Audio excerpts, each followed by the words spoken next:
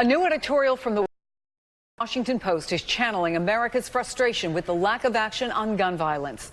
They write, quote, "What if there was a mass shooting in the United States not once or twice or 4 or 6 times monthly, but every single day, a big one, the kind that electrifies social media and squats for days on page 1? Would that be enough to move Senate Majority Leader Mitch McConnell from his insistent inertia on gun safety?" As it stands, the Senate Majority Leader has not committed to taking up any gun control legislation.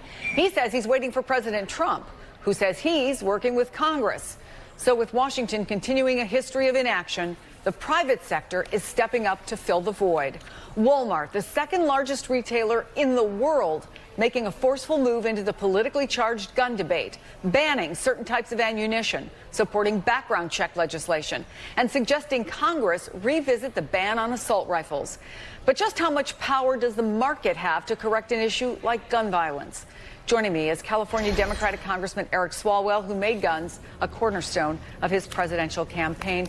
It's good to see you. Bad Good again afternoon, to be talking to you after yet another mass shooting. You know, a lot of people are crediting Andrew Ross Sorkin for helping to inspire this decision. He wrote an open letter in the Times to the CEO. And the Times says Mr. McMillan's move could prove to be a watershed. His decision to engage in a meaningful conversation about responsible gun sales in America could give license to other business leaders to enter the conversation. Do you think that's so? Are we at a different kind of tipping point in this debate? We absolutely are, Chris, and it shows that we are not powerless anymore. And I know it's easy to get frustrating to see these shootings and feel like nothing's going to happen, and you see Mitch McConnell refusing to act. But if we just take a step back and look in just the last 5 years how far we've come, we beat 18 NRA-endorsed members of Congress in this last midterm election. We did that in places like Iowa and Kansas and Oklahoma and Texas. We passed background checks in the House of Representatives. Of course, we need a vote in the Senate. And now, credit to Walmart and Kroger, big retail chains are taking action. It's because moms and community groups and gun safety organizations have converged and come together. And the NRA, by the way, is on the ropes. So we're going to look back and see that because we organized and stepped up, we protected ourselves and we protected our kids. The question is, how quickly can we see some movement? As you well know, we're waiting to hear from, we're not even sure. Is it going to be the president? Is it going to be Mitch McConnell? Mitch McConnell says he's waiting to hear from the president.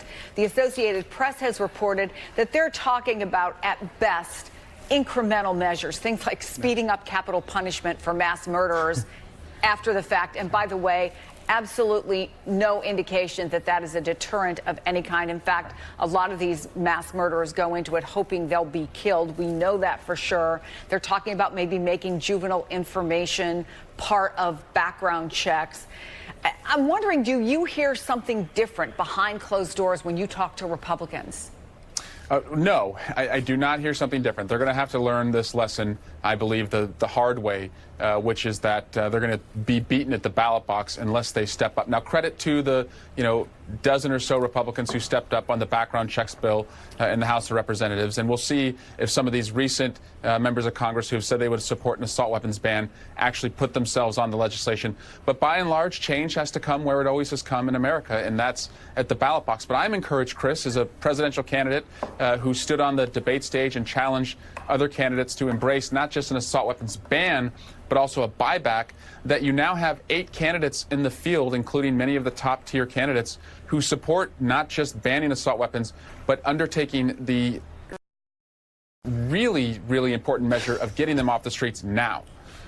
So that's the question. Can something be done now versus the ballot box? And the reason I ask that, Congressman, is because according to Everytown for Gun Safety, every single day, 100 Americans are killed with guns. Hundreds more are shot and injured. Some Democrats believe that because of Mitch McConnell, the only realistic message is vote out people who don't support common sense gun reform. But the election is 426 days away, and then you've got at least a couple of months after that until a new Congress would even be sworn in. So, easy math. If the average holds 100 a day, about 50,000 lives will be taken by guns between now and then. Do Democrats have an alternative to waiting until 2021?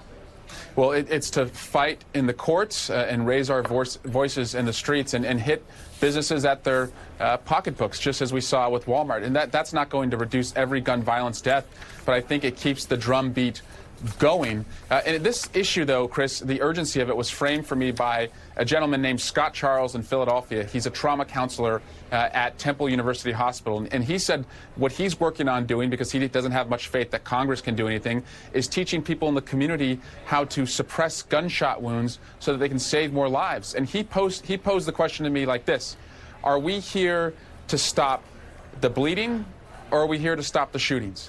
I think we need to keep going to the ballot box and find the political will to stop the shootings.